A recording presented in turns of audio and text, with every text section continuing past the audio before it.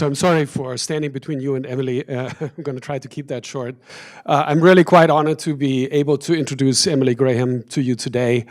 She is a graduate student in our program in remote sensing at the Geophysical Institute.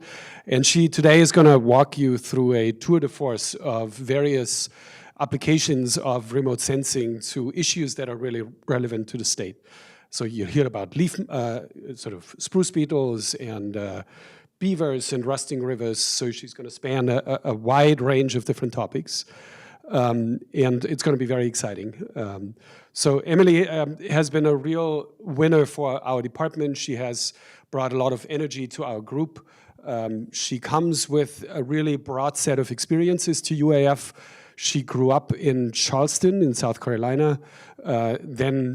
Back then, she says, she was very outdoorsy and sort of developed her interest in the earth sciences.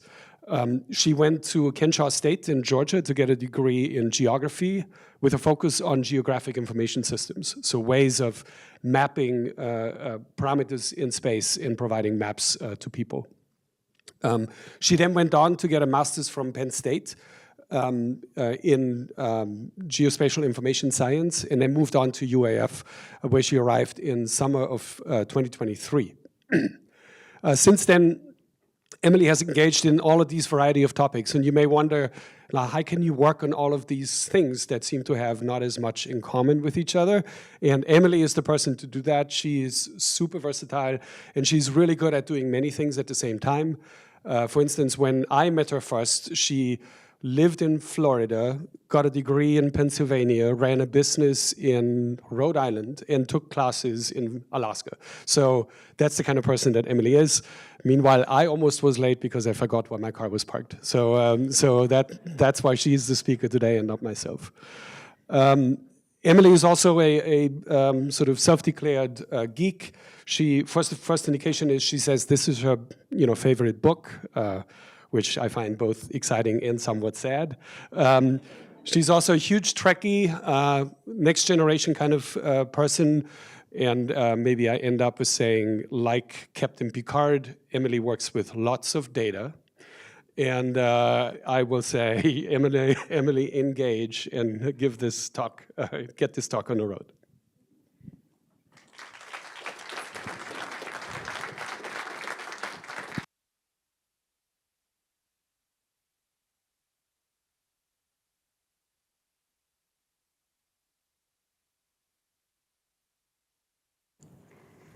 Thank you, Franz.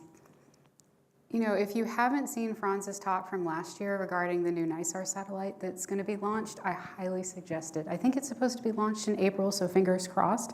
That's going to be huge advancements for remote sensing. So lots of excitement there. So today we're going to be talking about Alaska changes from space. Now, I do want to note that there is an incredible amount of research being done at the GI, and especially with remote sensing. So this is just a tiny little drop in the bucket of what's really been going on. So I'm excited to share that with you. And one special point about the work we're discussing is this is in progress. This is active. So you're going to get to see sort of some of the workflows that we use to actually leverage remote sensing and the process that it takes to get final information about the work that we're doing. So excited to share that with you. And Franz did a great job covering my background, so I definitely appreciate that. My background is, as Franz mentioned, is in GIS, Geographic Information Science, and that was totally accidental. Basically, I was looking for a science major, and Google said that was a good choice. So I went into the geography department and I took my first GIS class. It was a remote sensing class, and I used remote sensing data sets to evaluate damage from Hurricane Ian in Texas, and I was hooked. So from there, it's been programming and remote sensing and just a festival of fun. So I'm very excited to be here now, and my research focus is in applications in INSAR, which is microwave remote sensing, in permafrost geophysical changes. So how did I get here? Well, when I was doing my master's thesis and looking at PhD programs, I I looked at PhD programs all over the lower 48, Canada, the UK, and just kept coming back to UAF because, and I know if you're a student in here, you've heard this 1,000 times, you get to live in your lab. How often do you have the opportunity to actually live in Arctic research? And when I was looking for potential advisors, I came across Franz's microwave remote sensing class, which he's teaching this semester. And I started binge watching the lectures like it was Netflix just for fun. And I actually even got Penn State to give me permission to take this class remotely as one of my electives. So very excited to kind of turn that experience into being up here and being part of the great science that's being conducted here. And while I was doing my thesis research, Franz brought up my book, but I did want to share this with y'all. When I was doing my thesis research, which focused on primary drivers of stream flow quantity changes in southern Alaska, I read this book cover to cover, and it's called Arctic Hydrology, Permafrost, and Ecosystems, and many of the people that contributed to this book are part of UAF, and it's basically kind of like a romance novel, a love story of the beauty and fragility of Arctic permafrost and hydrology systems. And in this book, Alaska is mentioned between the content and the references. In the 941 pages, it's mentioned 818 times. So that's why I'm here. And temperature, which is an important part of what we're experiencing here, rising temperatures. Temperatures mentioned over 1,400 times in this book. So that's why we are going to start there. So this is a Berkeley Earth analysis that notes that the warmest year directly observed by thermometer measurements was 2024. We're barely into 2025 and we're already breaking records. And then if you look up here on the far right-hand part of that curve, you see that sharp increase in the plot line. That's the largest 2-year increase since the 1870s. In the last 10 years, we're also the warmest directly observed by thermometer measurements. So this is the state of global warming as it is. And the Arctic is experiencing this disproportionately. Warming in the Arctic high latitudes is nearly 3 times faster than the global mean. And this is driven by a number of factors. One of the largest is loss of sea ice, ocean heat transport, feedback systems, even thunderstorms transporting heat. So, and this is just, again, a small drop in the bucket of the destabilization in climate and our delicate systems that we're seeing. So what does that mean for Alaska? And this is an excellent figure by Rick Thoman. And it shows temperature by region and season. And one of the great things that this figure kind of tells you is the amount of variability in Alaska's warming. So these are temperature anomalies, and you can see spring, summer, winter, and autumn. It changes both by region and by season. But the one common theme in this figure is the farther north you go, the warmer it's getting. It's particularly in the North Slope, and that's a very delicate area. So Alaska's really big. We've got some big changes that are happening, big changes that are coming. How do we study this? It's a state that's vast, the climate is harsh, and it's highly seasonal. So how do we get out there and learn about the impacts that we're seeing? And the answer for that is remote sensing. There's a lot of field work that's being done. That is an incredibly important part of science in Alaska. But one way to kind of rocket ship ourselves forward and look at larger areas is by leveraging remote sensing sensors. And so there's a lot of different types of remote sensing platforms, everything from balloons to UAVs, spaceborne sensors, planes. But For what we're going to discuss today, we're going to be talking about Earth observation satellites and planes. So I'm sure a lot of you in here already have a background in remote sensing or have an idea of what it is, but for those of you that don't, we're going to spend a few slides kind of going over what remote sensing is and how we collect this data. So most Earth observation sensors and satellites use the visible or the electromagnetic spectrum. And there's different wavelengths, and the different bands and the different wavelengths tell us a lot about the surfaces and the targets that we're observing. So what makes remote sensing so great? First of all, extensive geographic coverage. Some of these satellites can cover enormous swaths of the Earth in just short periods of times, and they have fast revisit times. You know, some of these satellites will get enormous areas of data and come back through over and over and over, so you have the ability to put together time series of data. Remote observation, and this one's really important for Alaska because there's a lot of times that we can't get out into the field. You know, our field work is highly seasonal, and there are a lot of barriers to field work. So, you know, it's great to be able to work with remote sensing data sets from your office in the middle of winter.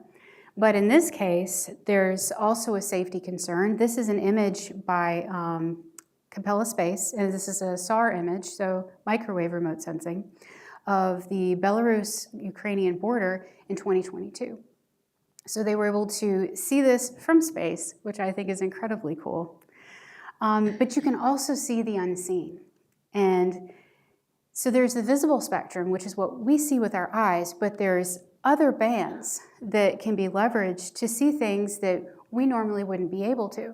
So for example, when you're talking about agricultural fields, to us, this may just be green fields. Could be brown fields, could be yellow.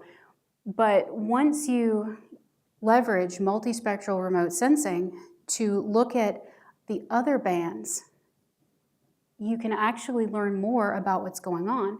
For example, this large rectangular field with a big swath of orange, that might look green to us, but by leveraging multispectral remote sensing, we can actually see what's going on beneath the surface. So how do we actually use this satellite data? This is the classic paradigm for using raster-based remote sensing data sets. Essentially, it's grid-based. So it's grid-based representation. Every cell in the grid, which is considered a pixel, has a real-world ground area. So each pixel in the grid could be 3 by 3 meters, it could be 10 by 10 meters. And each of these pixels store values, sometimes multiple values for a multispectral data set. And some of the examples of what these values could represent, the single value for each square, could be elevation. It could be land cover classification. Is it birch forest? Is it tundra? And displacement, which is a personal favorite of mine, where you can look at whether the ground surface is uplifting or if it's subsiding. So taking a moment to look at a few favorite antennas, and Fran just told me about this, so I'm going to check my notes.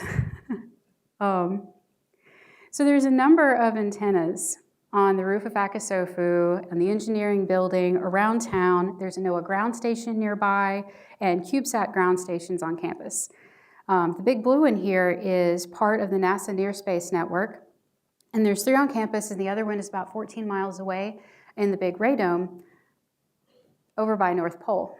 So I'm sure a lot of you have seen that thing probably when it was installed recently and just driving past it. So why so many antennas?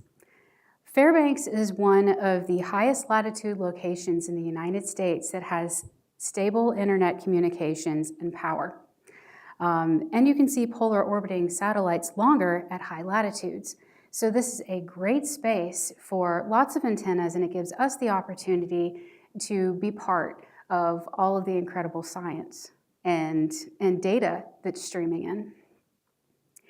So now we're going to look at 3 case studies where we're using remote sensing data sets in our science in our studies. And what we're going to be doing is focusing on the actual workflows.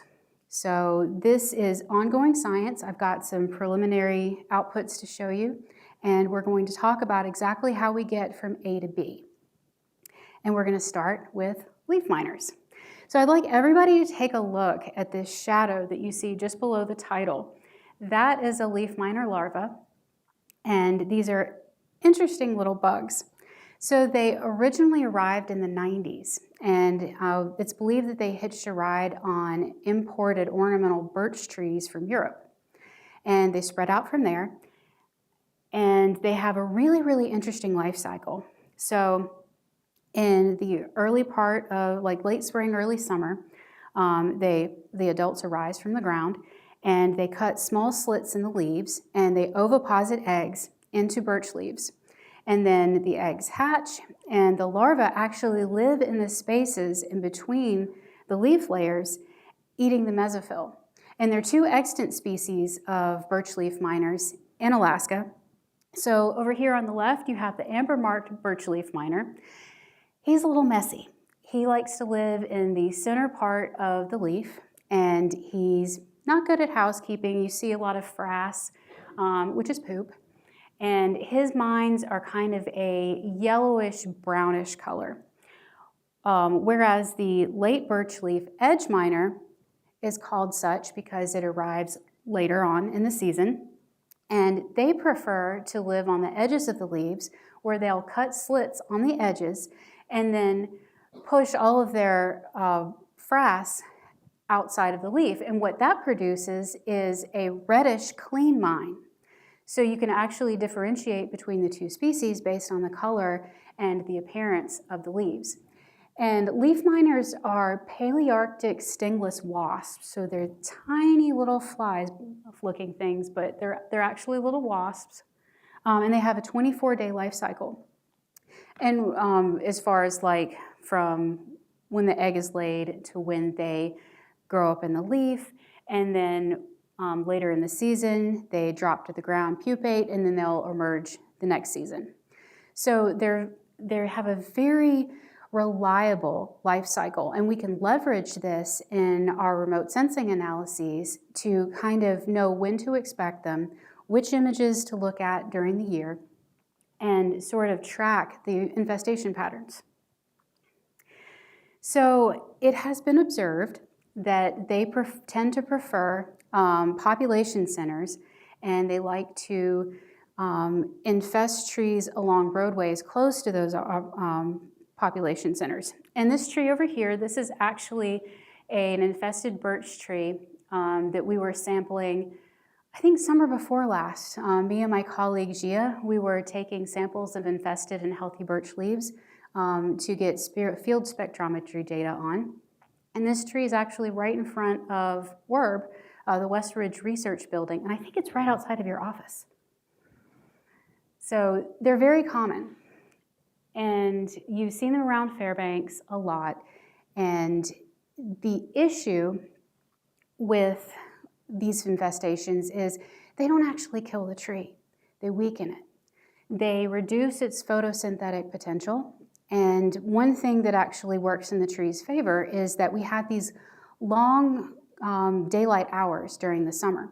So on one hand, the mesophyll is being eaten out of their leaves. They have a much reduced capacity for producing the food that they need, but we also have longer light, which kind of makes up for that. But it does weaken the trees. And what this means is if a tree is already experiencing issues from drought, other pests, other problems, and then you introduce another weakening agent, now we have a problem. So this is an instance where climate warming is actually exacerbating, potentially, the issue of leaf miner infestations in Alaska. So traditionally, mapping of leaf miner infestations has been done either in aerial surveys, which rely on visual identification, or pedestrian surveys, where you walk from tree to tree and you sample leaves like we're doing here on the right-hand image. But that's not really it's not efficient when you consider the size of the area that needs to be covered, and this is where remote sensing is so fantastic. When you use that in conjunction with your aerial and pedestrian surveys, you really start having a powerful analysis. So now I'm going to show you an example of how we can actually use the sampled data in our analysis for the remote sensing. And so this is an example. This particular figure is not being used right now, but it's a really good example of how spectral signatures can be used. So when you take a look at it, you have your green and then your sort of brownish green signature on the plot line. The green one is a mean signature of the healthy sampled leaves. So we went out, we got a bunch of healthy birch leaves, shot them with a field spectrometer, and took a mean of those signatures, and that's what you're seeing there, is kind of the average of all of the healthy leaves we sampled. And then we did the same thing with the infested leaves. And then this was run in Python I think I did that on the command line. And now you see here, you can compare them. And what's interesting about it, and what's special about the birch leaf miner, is because it eats the mesophyll and lives in these air spaces in the leaves, it actually changes the spectral signature in a way that is more marked than what you see with, say, the aspen leaf miner, which is a more subtle signal. The infested versus the healthy spectral signatures are closer together. So here, if you look at the colored areas, a statistical analysis was run to find the wavelengths that showed the most statistically significant difference. So where it's highlighted in colors, those are the wavelengths where there's the biggest difference between infested and healthy leaf average signatures. So what we can do is put that into a model and say, okay, when you look at areas in the satellite imagery, take those bands and I'm going to provide you with ranges. And if a pixel falls within these parameters, mark it as healthy. If it falls within these parameters, then mark it as infested. And so that's what we did. So this is the Google Earth Engine platform. And this is some of the actual code that was used to create this model. So up here on the top left, you have the Sentinel-2 satellite, and then this is actually a picture of when we were working with the field spectrometer after taking all of our samples, the birch leaves. And so this is the process. We lay them down on a black prepared surface and then collect the signatures and then run them in Python, and then that becomes an input into Google Earth Engine. Google Earth Engine is an incredible cloud-based platform for leveraging huge satellite data sets, and it's just an incredible tool, very powerful, and in this case it's mostly written in JavaScript. So the model, what we did was we trained it to look for infested pixels versus not infested. So you start by throwing out all of the satellite images that you know there's not going to be leaf miner activity, for example, in the middle of winter. And then you throw out the pixels where you're pretty sure there aren't going to be leaf miners, such as in a lake, in a pond, on the tundra where there's no birch trees to infest. So the model's first job is to narrow down the pixels, and in this case, I have provided it with a boundary of a primarily birch forest. So this was a good test because there's a lot of mixed forests out there, and we wanted to have something a little more straightforward for the model to work with. So these are birch stands near Fairbanks town proper, so close to a populated area that we know has a lot of leaf miner activity. And it's bisected by a road. Because there has been observed that they like populated areas and they like to infest along roadways. So on the left-hand side, we have the model ran for mid-May 2022. And as you can see, the model marked most of those pixels as presumed healthy. Now, that does not mean that they don't have other infestations or that there isn't leaf miner activity. It just means that all of the pixels that are marked green in those boundaries were marked by the model as presumed to be not infested. And this is called a binary map. So the pixel either is or it is not. It is a 0 or a 1. So here on the right, we have late August 2022 at the height of infestation. The height of damage is right before senescence. So the leaf miners are literally eating our pretty fall colors. They turn the leaves brown and they turn them yellow, and there isn't much left by the time fall rolls around, which is very disappointing because fall isn't very long and it's beautiful. So it's really unsightly, but it does also weaken the trees. So this is a contrasting area. This is primarily birch forest in a more remote area to the northwest of Fairbanks, and it is not bisected by a road. So here on the left-hand side, same thing. We have mid-May 2022 satellite imagery, and the model has only picked up a few areas in the upper left-hand corner and a little bit down on the western side. But primarily, this area is marked as mostly presumed healthy. And then over here on the right-hand side, in late August in 2022, we have significantly less damage. So when you look at the populated area birch stand, you see that there's a significantly more areas marked infested versus less. Now, this is purely observational. There is a lot more work that has to be done. These are just 2 of the study areas that are included in a much wider model sampling area. But it is interesting, and that's the point of this preliminary data is you look for patterns, and then you move forward, find what other variables that you can include, and see how to refine your model further. But this is a great place to start, and it's interesting. So the limitations of this study are, first of all, the 2 leaf miner species have no problem infesting the same leaf in the same tree. Leaf miners have a preference for the sides of the trees rather than the top, which is, not convenient because, of course, satellites look down from above. And they're perfectly happy infesting individual trees and mixed forest situations. They are not going to do us the favor of sticking strictly to primarily birch species forests. So the signals may be influenced by other factors. So this is a great case study, but it's really important to note that there is a lot of other work and factors that need to be taken in. But it's a cool start. So the next steps would be getting a larger leaf sample data set, which means additional field work, and then expanding the variables that are included in the analysis to refine the model. And now we can talk about beaver ponds on the tundra.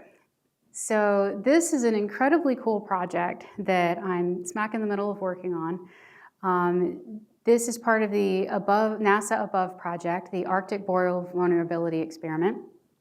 And I'm working on this with Simon Zwieback and Ken Tape.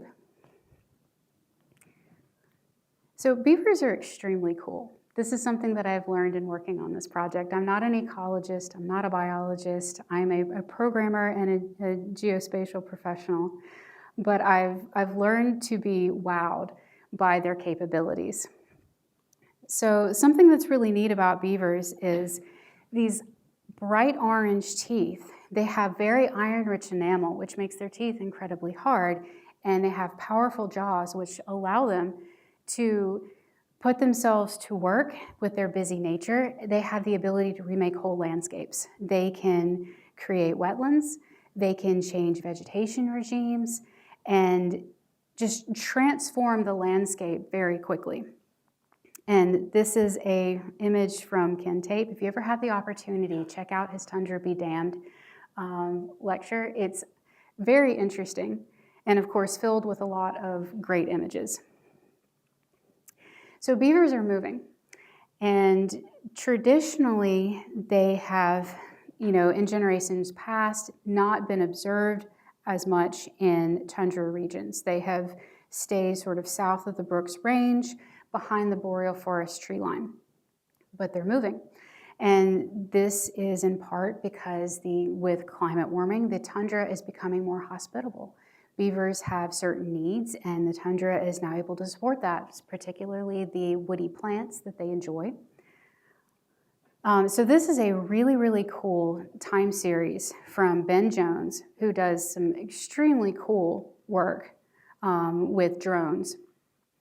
And this just shows from the period of 2002 to 2019 just how much a beaver can impact the land. So the dam is denoted by the red arrow, and I'm just going to let that run for a little bit and let you take a look at just how much change has happened in this one pond.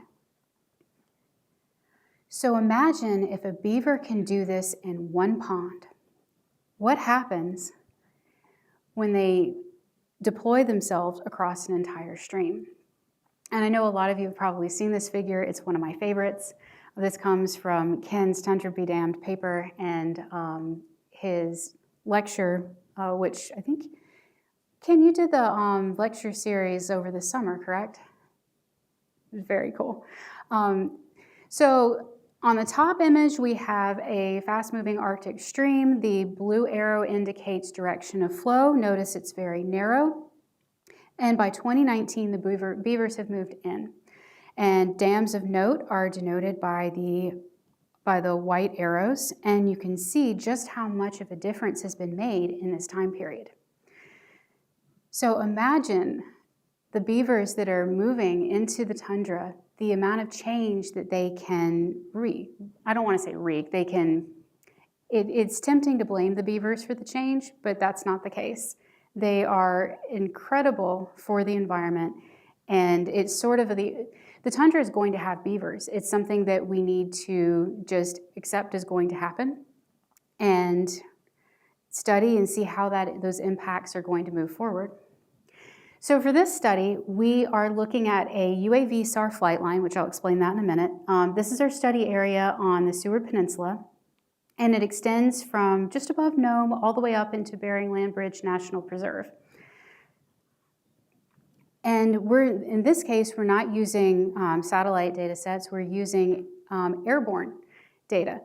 So this is UAVSAR, and it's uninhabited aerial vehicle synthetic aperture radar, and there's two concepts in that acronym. So the first part is the uninhabited aerial vehicle. Initially, this sensor was developed to be flown on a UAV, but in fact, it's actually mounted on a NASA Gulfstream 3 plane. The plane is run by an autopilot, which you can see down here on the bottom, that controls the plane, but it is crewed. And what the plane does is it flies a very precise line up and down the flight line, and it collects very high resolution data. It's L-band, P-band, and Ka-band, I believe. But what that means is we have the ability to look at displacement, and that's what's so exciting about it. So for this study, what we're doing is we're identifying pond pairs. So Sebastian, Ken's PhD student, and a few other people collaborated to delineate ponds using ArcGIS Pro mapping software and Esri imagery. And they passed the points over to us. So we now have the ability to look at actual locations. And the thing about beavers is they don't sit still. They are going to build new ponds, their dams are going to break, they're constantly moving. So what we're looking at is we have beaver pond locations, and what we want to do is compare them to ponds that are not beaver affected, because what we're interested in is the impact of the beaver ponds on the permafrost that is surrounding these ponds and underneath, because beavers are incredibly efficient at impounding water, and impounded water transfers heat. So what we're interested in is the questions that are raised about what effects this will have on the permafrost in the backdrop of overall thawing regime. So you have ponds that may already be experiencing adjacent permafrost destabilization, and what we're interested in is the comparison of the effect that the beaver ponds are having. So we start with our beaver pond pairs, and then we quantify subsidence around the pairs using the UAVSAR radar interferometry. And what that does is, after a whole lot of data processing, which is what I'm in the middle of doing now, we can actually map subsidence to the centimeter level around these ponds, which is incredibly cool. And then we do an ANOVA analysis to get the difference in subsidence between the pairs as a function of distance from the shoreline. And this is just giving you a quick screenshot of what that data processing actually looks like. So we're using Python, and we're running it in the Jupyter Notebooks platform. And we're utilizing the UAVSAR PyTools library from the NASA SNOWX team. And they've been incredibly supportive. And this is what the preliminary analysis output looks like. So this is intermediate data. This is called wrapped phase. And because this is such a large area and it's kind of zoomed out to show you the whole thing, it really does look like a bit of a mess. So let's zoom in a little bit. I have not yet masked out the areas of low coherence, so you're going to see a lot of speckle down around where the water areas are, but you can get an idea of what the terrain looks like. And we'll zoom in a little further, and we have our beaver ponds, and beavers, of course, like water. And water, wet soils and water creates low coherence in SAR images. So that's something that we'll be working through. But this kind of gives you an idea of what this intermediate data set looks like. And the limitations of this work are beavers are mobile, which we mentioned before, and beavers select their pond sites. We don't select them for them. So why is a beaver selecting this site to build a pond versus ignoring other ones, which has implications for the pond pairs, the beaver-affected versus not beaver-affected pond pairs that we're evaluating. And the next steps is quantifying subsidence, which is the next step in the data processing that I just showed you, is we're going to be taking that wrapped phase and processing that into unwrapped phase, and we'll get a map of the actual subsidence around these ponds. And if you are ever interested in beavers, this is a book that Sebastian recommended to me last year. It's on Audible, and it's an incredibly interesting overview of the history of beavers and their ecological impacts and kind of their interactions with society. It's a fantastic book. And so now, if you're ready, we're going to go on to our last project, and that's automated detection of rusting rivers. And this is a personal favorite. So take a moment to check out this satellite image. So what we're looking at here is an orange-stained river. And that's pretty significant. You can see it looks almost like paint, flowing into that once clean river.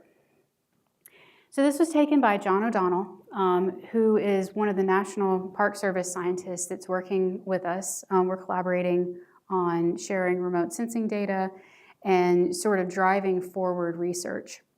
So in 2017, they visited this stream in Kobuk Valley National Park, and perfectly clear. They come back the next year in 2018, and the resident fish are gone, and you have this incredible orange deposits. And here's another image. This was taken by Ken Hill, and it just really shows the stark difference in the orange staining and the changes these rivers are experiencing. And what we believe it may be is that as permafrost thaws, it's releasing trace elements such as zinc, copper, iron is a big one, which contributes to the orange staining, and it causes acidification and a host of other problems for these ecosystems.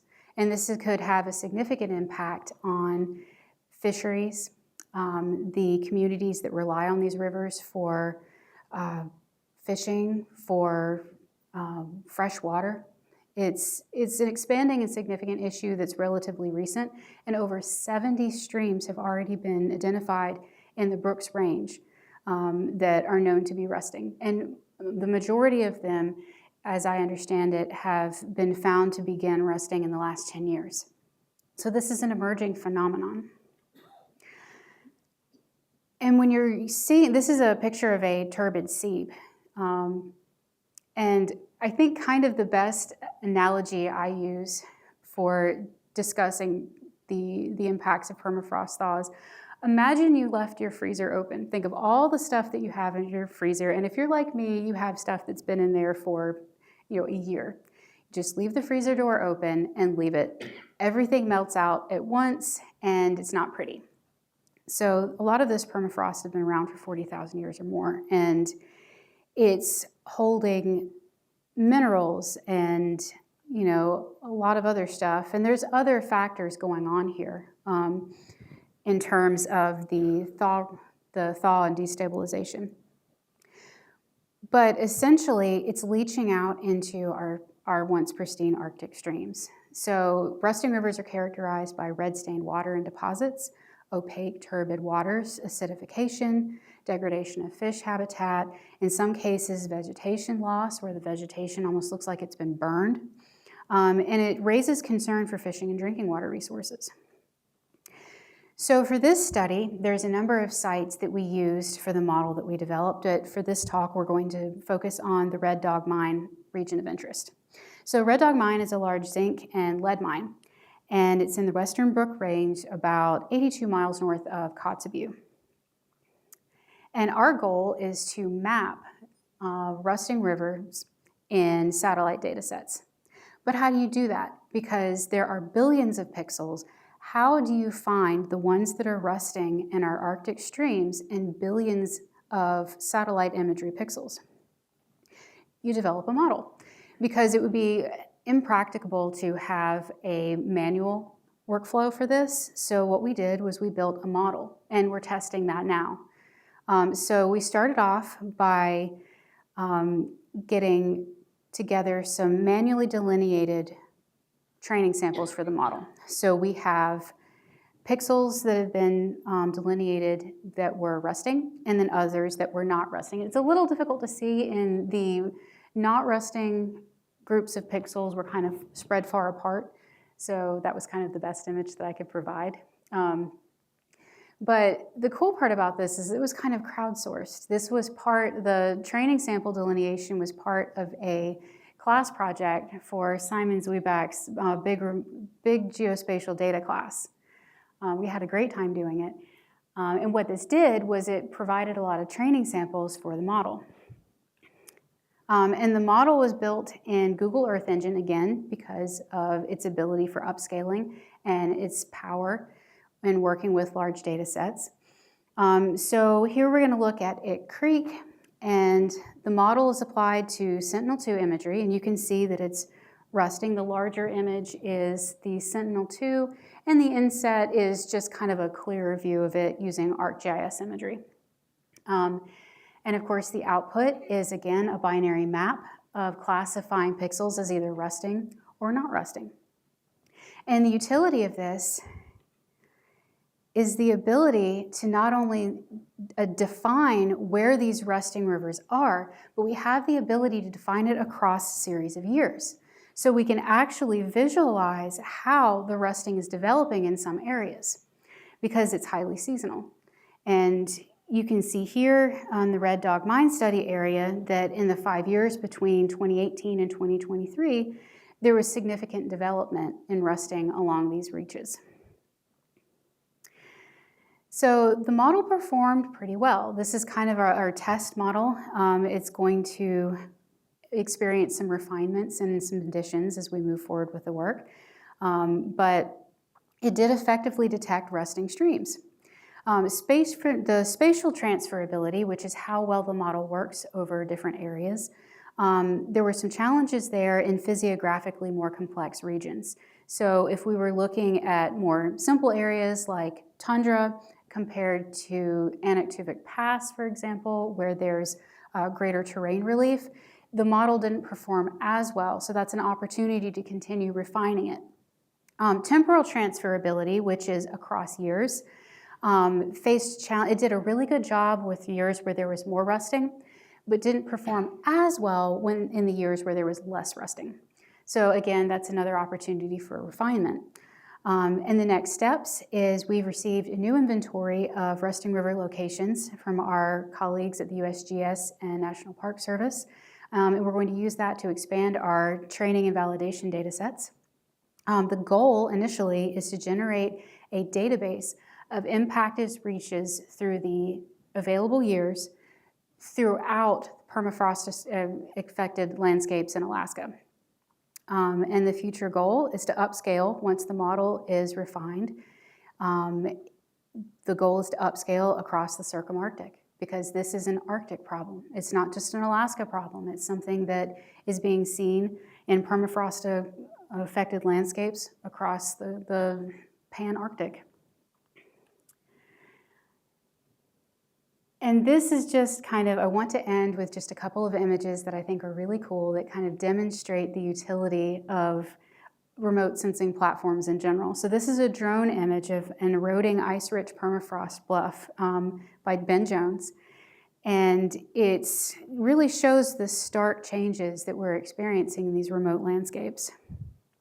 And this is an INSAR, so microwave remote sensing hillshade depiction of the Mendenhall Glacier terminus. And microwave remote sensing is incredibly cool for its ability to see through clouds. It works at night because it's an active sensor rather than the passive like we see with Sentinel-2, which is an optical remote sensing platform. And then this is a Landsat image of the 2014 Funny River fire from the Kenai Peninsula.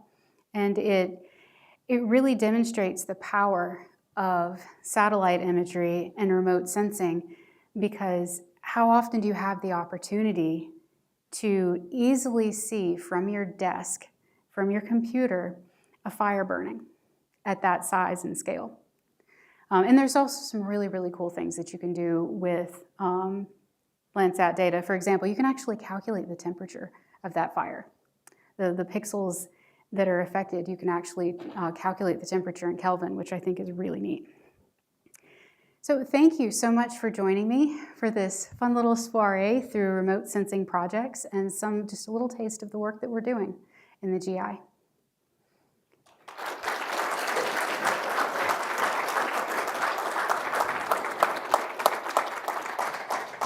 All right, thank you, Emily. We have time for some questions from our in-person audience here. Just raise your hand and I'll be able to bring you a microphone. Yes. And there's another microphone on this side. It looks like Chloe's got you over there. Okay.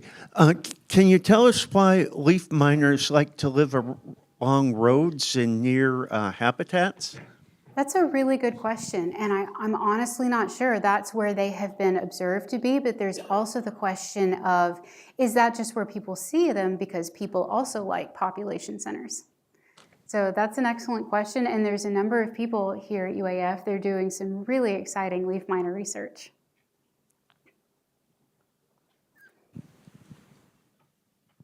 In the introduction to you, the gentleman mentioned the spruce bark beetle. I was wondering if you guys are doing any type of studies on that to see how it's expanding through Alaska. We are. I'm not personally working on it, although I've done a little bit of field work with it. Simon Zwiebach is doing some very cool work, and some of the people that are working with him, so I would definitely suggest following up with him to see what those studies might be. But yes, there are a number of researchers very interested in the spruce bark beetles, and they're out in the field every year following up on that, because that's one. The leaf miners, they don't kill the trees. The spruce beetles, they kill the trees. So it's a serious question, and also exacerbated by climate change. So thank you. That's an excellent question.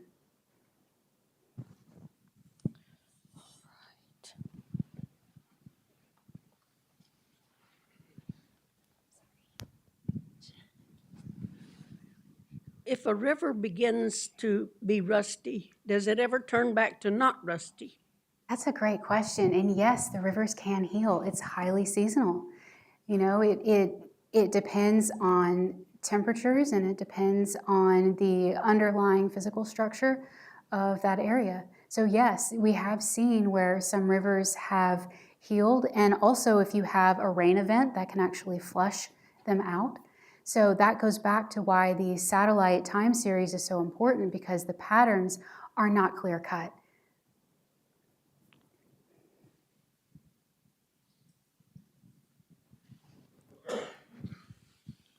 My question also relates to the rivers. I noticed on some of the water courses there were gaps indicating no rusting on the same water course. Any explanation for that? Sure, yes, that goes back to the patterns. You know, some of the rusting is seasonal. Some of it comes from seeps. So you might have perfectly pristine water upstream, and then downstream of a seep, you see that it's rusting. And you know, beavers are excellent at filtering water, so that's another factor into that. So it's very complex, and that's one of the reasons why it's so critical that we get these things mapped and pulled together as researchers to learn about these patterns.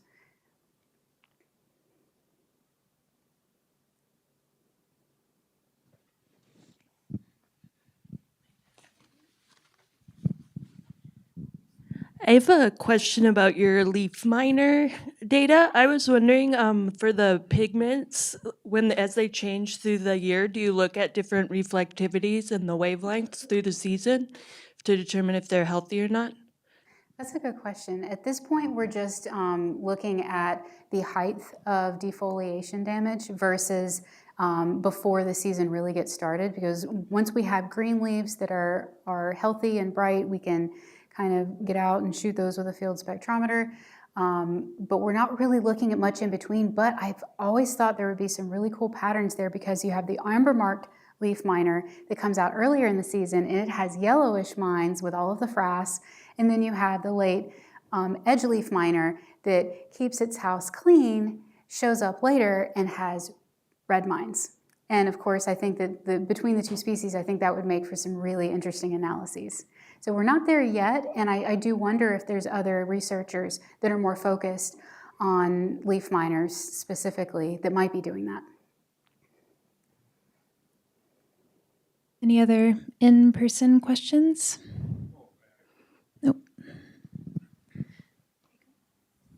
So are you collaborating with other folks at West Ridge, like with the permafrost guys and all that?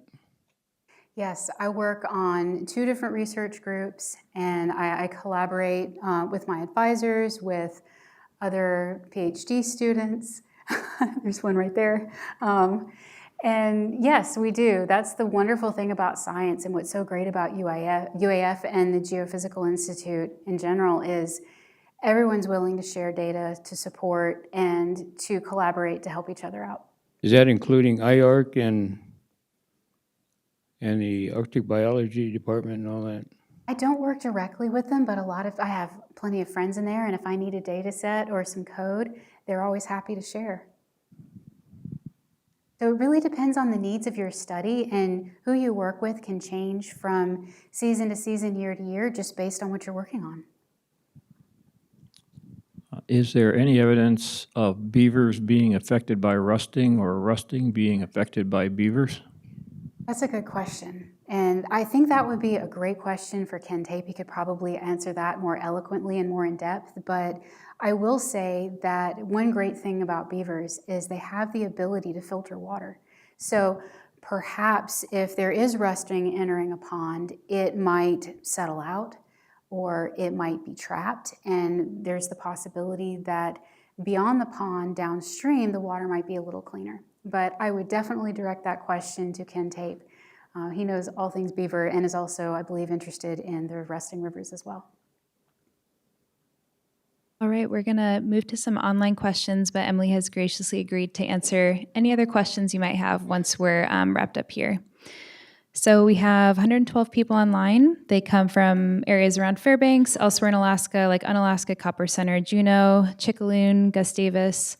And then we have folks from Tucson, Chicago, Ocala, Florida, maybe someone Emily knows from there, Huntsville, Alabama, and Wisconsin.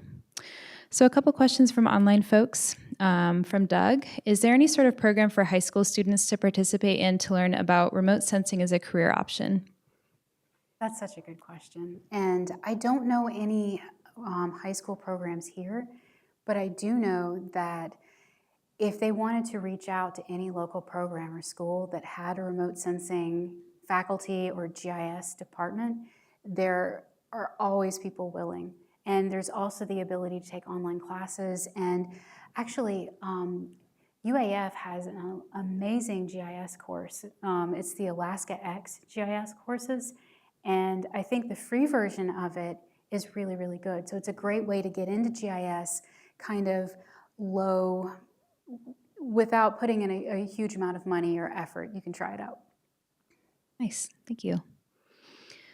Question from Aaron. Is there any interest in having Alaska students participate in leaf miner data collection? I would love that.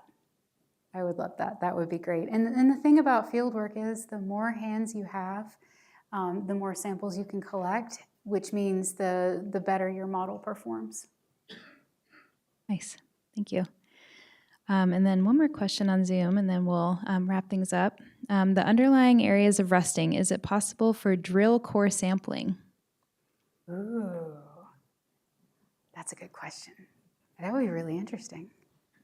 I hadn't thought about that, but I'd love to see it. And that's one of the reasons why the mapping is so important, because once we have maps of the rusting areas, we can actually overlay that onto geological data sets and other layers, and you can start running these really interesting analyses. Okay, we have rusting in these areas.